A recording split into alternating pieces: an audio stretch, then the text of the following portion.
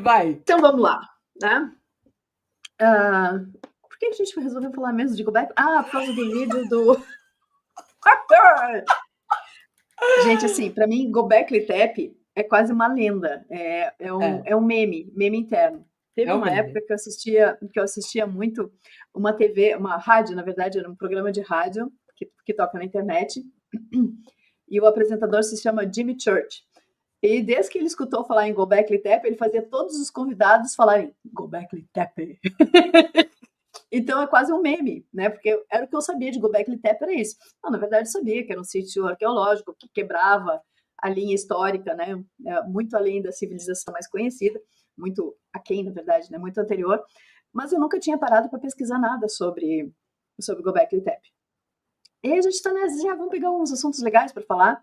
E a gente estava fazendo listas de coisas. E aí a Jeanne achou um vídeo do Greg Braden, em que ele comentava, né, sobre essa linha do tempo, né, que as coisas, a nossa história não é como nos contaram, isso a gente já sabe, mas é que parece que o buraco fica bem mais embaixo, bem mais embaixo. Então, assim, vamos pegar esse gancho e vamos falar Uhum. disso. E aí, tcharam, resolvemos estudar um pouquinho sobre Gobekli Tepe e tem muito material mesmo para falar sobre esse lugar. É.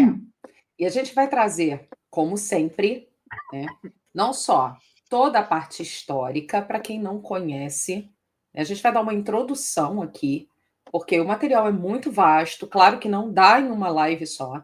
Então a gente vai Uhum. fazer aquela abrangência para o entendimento e trazer as nossas percepções, né, aquele marco espiritual do que está por debaixo dos panos, quais são as sensações que nós temos, coisas estranhas, inclusive com o próprio arqueólogo que estava lá.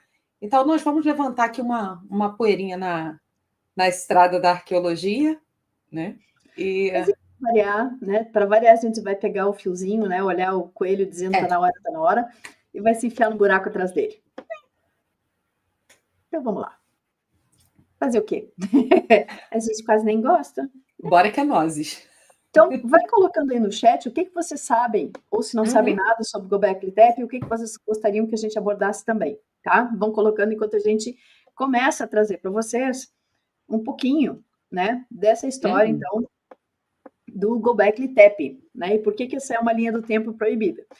Vocês com certeza já nos escutaram falar 500 milhões de vezes, né, que nós somos uma espécie com amnésia, né? Aliás, isso é título de pelo menos uns 3 livros de autores diferentes. Uma espécie com amnésia.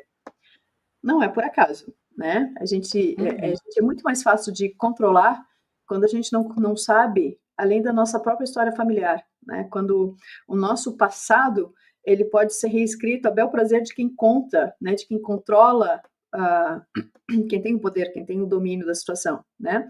Porque é aquela coisa, quem controla o passado controla o presente, quem controla o presente domina o futuro, e aí a gente está preso nessa roda até agora, tá? Então essas coisas não são casualidades, né? Isso é tudo muito bem estruturado. Mas é interessante assim que a gente consegue achar o fio da meada de algumas coisas e pelo menos a gente consegue ir estruturando algumas possibilidades para a gente conversar hoje. Ó, a pessoa está dizendo que não sabe nada, nunca viu nem mais gordo, tá? Então, quem Eu mais estou está falando de microfone fechado de novo. Vai. O Rodrigo está dizendo que é sítio Anuna, Uhum. digamos que está ali dentro da grande área de Sim. influência Anunnaki, mas a gente tem que pensar em termos históricos, né, geológicos, o ponto em que ela aparece, ou pelo menos o ponto em que ela termina, para a gente entender um pouquinho mais. A gente vai abordar isso para vocês hoje para tentar dar uma introduzida. Tá? A Rejane está pedindo aí para a gente falar sobre as pedras da Geórgia, vai ficar anotado, viu? Uhum, isso aí. Pode deixar. Então, então já começamos assim, o fato de um monumento com 12 mil anos existir com tamanha sofisticação quebra toda a linha evolutiva aceita pela arqueologia acadêmica, tá? Então, assim, quais são quando a gente pensa em marcos históricos? A gente tem as pirâmides, né, toda a estrutura do complexo Uhum. lá de Gizé, tem lá o complexo de Saqqara e outras coisas, né, mas Egito aparece bastante. Também os registros históricos ali da região da Babilônia, né, especialmente Acádia, que a gente acabou chamando coletivamente de Suméria, mas na verdade é Suméria, Acádia e Babilônia, nessa ordem, foram civilizações que se estabelecem sequencialmente no mesmo espaço-tempo, tá? Sim. No mesmo espaço ao longo do tempo, melhor dizendo. E a gente tem, claro, alguns monumentos aqui na América do Sul, então a gente vai ter Machu Picchu, temos os conjuntos de pirâmides astecas no México, né? Temos essa lógica aqui. Alguns templos e construções na Índia, muitos, né? Na Índia, na China, naquela região toda. Que mais que a gente vai ter de construções? Temos, por exemplo, o Stonehenge, que está aqui mais ou menos nessa imagem que lembra Stonehenge.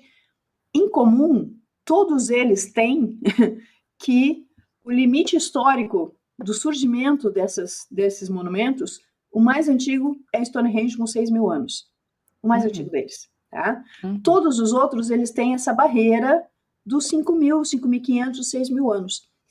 Então, a gente está falando de ontem, dentro da nossa história civilizacional, se a gente considerar que a espécie Homo sapiens, ela surge há talvez em torno de 120.000 anos atrás. Hoje já se fala até em 200.000 anos, mas vamos botar 120.000 anos para a nossa espécie humana se desenvolver como espécie, e o tempo que ela cresce e se desenvolve como pequenos agrupamentos, dentro do conceito de caçadores-coletores, que a gente vai falar mais para frente,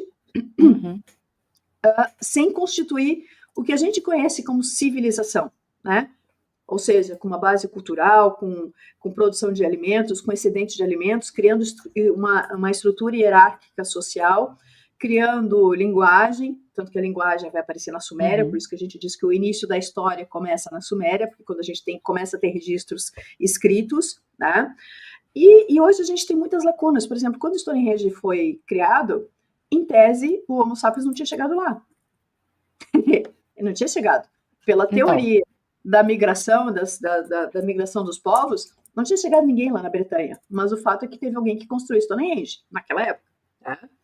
Sim. Vou parar de falar e te dar o espaço. Só puxando o fio da meada, porque a gente já vai para o próximo slide aí, para começar a destrinchar essa história.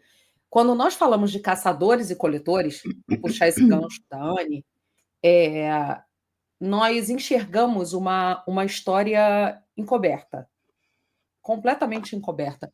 Por tudo que nós já vimos aqui, quando nós nos literalmente, inclusive. Né? Nós nos auto-intitulamos despertos, e ninguém está completamente desperto, e que nós vamos avaliar toda essa questão da saga, a gente pode colocar assim, uma saga histórica do nosso planeta, quantas incongruências nós encontramos, quantas divergências nós encontramos dentro de uma narrativa e dentro daquilo que está estampado aos nossos olhos. Então, o que nós pedimos a vocês é que vocês olhem Göbekli Tepe como mais uma incongruência, como mais uma divergência histórica. Mas só que é uma divergência histórica que está estampada, que está ali com datação já predita. E é o que nós vamos ver aqui.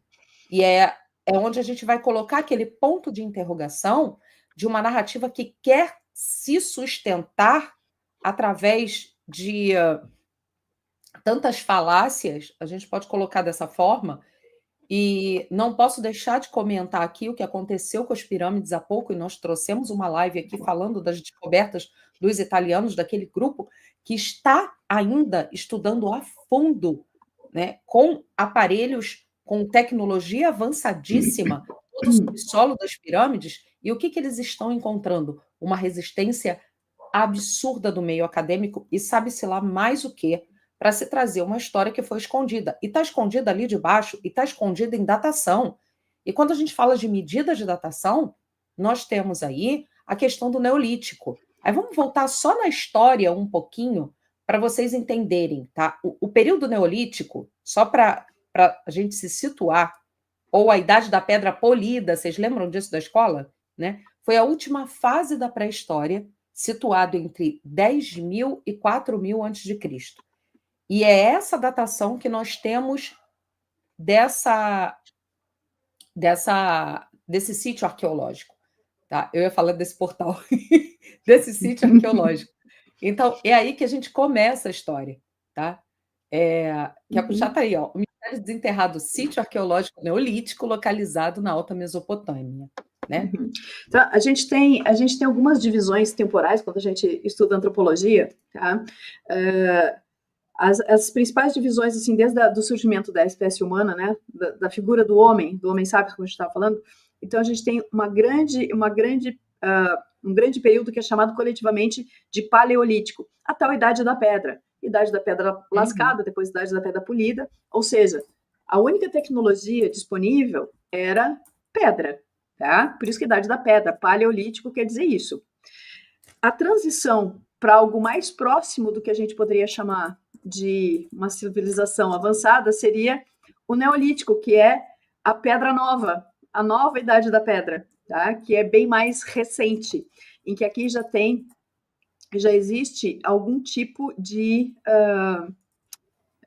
tratamento dessa pedra. Então, a pedra polida é a nova pedra. Isso então se chama neolítico. Então, aqui já começa a surgir agrupamentos humanos, né? Não propriamente cidades, não propriamente culturas, mas pequenos agrupamentos humanos, tá? Então, a gente está falando lá de muito tarde, né? Muito, muito antecessor, né? A gente está falando de 10, 12 mil anos atrás, Olha atrás da isso. nossa linha temporal. Então, nesse período, essas comunidades eram chamadas coletivamente de caçadores-coletores. A gente vai definir o que são caçadores-coletores, tá?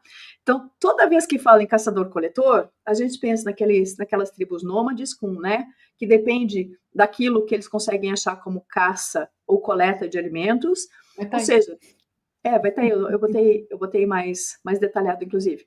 Uhum. Então, não tem cultura, não tem construção, não tem cidades, os abrigos não são construídos, são adaptados, né? Então, esse é o conceito. E aí a gente coloca Uhum. aqui que esse mistério desenterrado, que ele foi literalmente desenterrado, tá? Uhum. Um templo ancestral. E templo, isso é outra coisa, assim, que qualquer construção ou é calendário ou é templo. São as únicas duas opções que a nossa ciência oficial consegue achar para Sim. qualquer artefato arqueológico. Ou era um calendário para marcar as estações, para marcar a época de plantio, para marcar equinócio, para marcar alguma coisa, ou era templo, ou era em honra a algum tipo de deus, algum tipo de culto. Não existia Sim. outro tipo de opção, tá? Durma sequência e barulho. Enfim, e aí, até a gente tinha colocado assim, muda completamente tudo que a ciência pensa saber. Na verdade, deveria mudar, porque não mudou. Eles, Continua. esse conjunto, gente, essa narrativa dominante, esse paradigma de que existe uma necessidade de evolução, tá? Então, isso aqui é um conceito darwiniano que a gente traz para todos os aspectos da nossa vida, biológica e não biológica, tá? Então, a tecnologia lá, ela tem que aumentar, porque lembra, nós somos o suprassumo da civilização.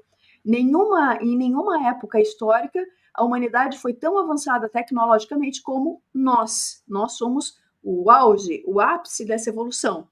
Então, tudo que veio antes de nós, obviamente, deveria ser menos tecnológico, menos avançado, menos. E aí, quando a arqueologia se depara com quebra desses paradigmas, ou seja, os sítios mais antigos são os mais sofisticados, são as que têm pedras maiores, são que têm encaixes mais perfeitos.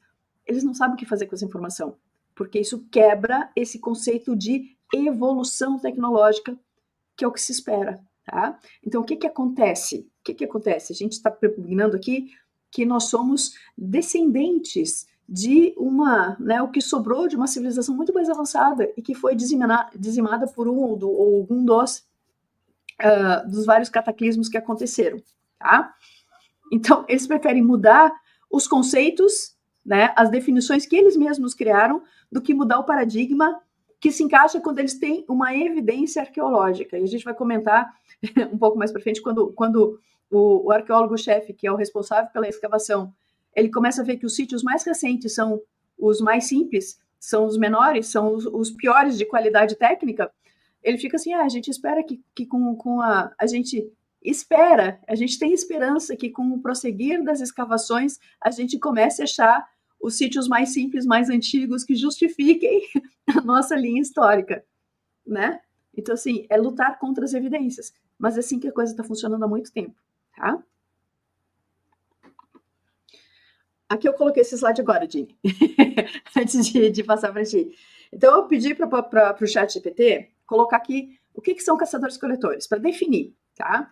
Então, o povo caçador-coletor pode ser definido em termos de civilização como um agrupamento humano cuja base de subsistência é a exploração direta dos recursos naturais por meio da caça de animais selvagens, da coleta de frutos, raízes, sementes, mel e outros vegetais espontâneos e da pesca, em alguns casos.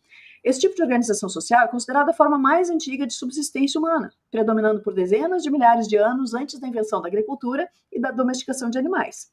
Em síntese, um povo caçador-coletor não constitui uma civilização no sentido clássico, com cidades, escrita, excedente agrícola e instituições complexas, mas sim uma forma de organização social anterior às sociedades agrícolas e urbanas, centrada na adaptação ao meio ambiente e na subsistência direta.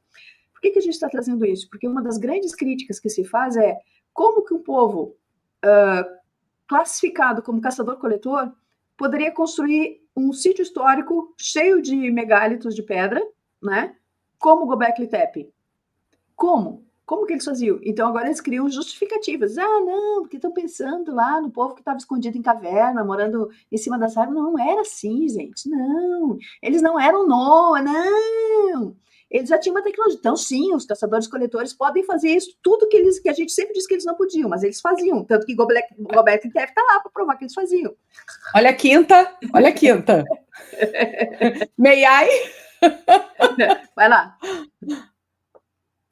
Eu trouxe essa figura, a Anne acabou colocando o texto antes, justamente para a gente entender isso tudo que ela já abordou. Então, vou tentar abordar de uma outra forma, que é a seguinte. Quando nós pegamos na escola a questão acadêmica em si, nós temos uma escola instaurada dentro da Revolução Francesa, dita Revolução Francesa no século XIX, onde nós temos um ensino já pré-dito para entendermos que são povos nômades, que não sossegam o rabisteco em lugar nenhum, né? Que eles precisam estar atrás sempre de comida, da sua autossubsistência, e eles vão buscando isso. Então, para que você faça e para que você construa um sítio com aquela magnitude de Göbekli Tepe, eu falei para a Ana, mania de chamar de Tepe porque tem um povo, eu não sei nem se é o turco que dá uma acentuação diferente, não é? Göbekli Tepe, assim como outros sítios arqueológicos que nós temos. E é aquela brincadeirinha, então tá bom, são só caçadores e coletores. Tá? Quando você tem a pedra polida, e nós vamos em ditos sítios arqueológicos, aqui no Brasil, nós encontramos, principalmente no litoral de Santa Catarina, nós temos os sambaquis, que são literalmente verdadeiros cemitérios arqueológicos maravilhosos, onde vocês vão achar restos, né, resquícios, e muitas vezes coisas que estão desconstruídas. E quando eu falo desconstruídas, é sim para trazer de uma forma proposital uma desconstrução sendo abusada proposital, para que não existam vestígios de uma civilização que a gente não vai chamar de caçadores e coletores. Mas, por outro lado, o que nós temos aí é ainda a resistência. Oi, Sandrinha linda! A resistência acadêmica em colocar como caçadores e coletores. Então, como surgiram as primeiras civilizações, elas surgiram há milhares de anos. Vocês podem ver a data, olha a data disso aí. Isso é 2024, tá? No olhar digital, e ainda continua essa narrativa. Se vocês jogarem no Google, a narrativa é a mesma, tá? Onde hoje é o Oriente Médio e a China antiga, entenda melhor. E aí nós temos ainda sendo sustentada a narrativa de caçadores e coletores, a narrativa do Neolítico dessa forma, mesmo depois dessa enorme descoberta, e não só dessa, porque a gente tem estudos aí recentes sobre a datação da própria Esfinge, da datação de Stonehenge, e já se sabe que aquilo ali tem tudo, está tudo ligado à astronomia em si, do conhecimento da astronomia que esses povos tinham, e não só questão das estrelas, dos astros, como também de toda a movimentação planetária daqui da Terra em si. Eles tinham essa noção de tempo, de passagem de tempo aqui, né? E isso daí quebra com qualquer tipo de conceito de que esses povos eles não poderiam construir nada parecido do que nós temos aí dessas obras monumentais e dessas pedras. Nossa, como é que eles esculpiram isso? E nesses sambaquis aqui, vocês vão achar machadinhas, e aquilo era corte a laser, eles ficavam ali batendo com uga, uga, uga, uga, uga, para raspar aquilo. Não tem como, gente. Né? A pedra aqui da Gávea, que eu estou pertinho, aquelas inscrições fenícias já saíram no tapa para reconhecer aquilo. Então, assim, está diante dos nossos olhos, só que a formatação faz com que as pessoas, primeiro, não enxerguem, e segundo, que também não queiram enxergar. Porque se você quebra um conceito desse, o que vem por trás? A origem da história da humanidade, ela vai mudar a rota completamente. E é aqui que a gente vai chegar. É nessa mudança de rota que a gente quer trazer. E é assim que a gente vai tecendo a questão da arqueologia proibida dentro aqui do canal, para que vocês abram literalmente aqui e a conexão e entendam das nossas origens junto com a gente, que é aquilo que a gente vai quebrar os paradigmas.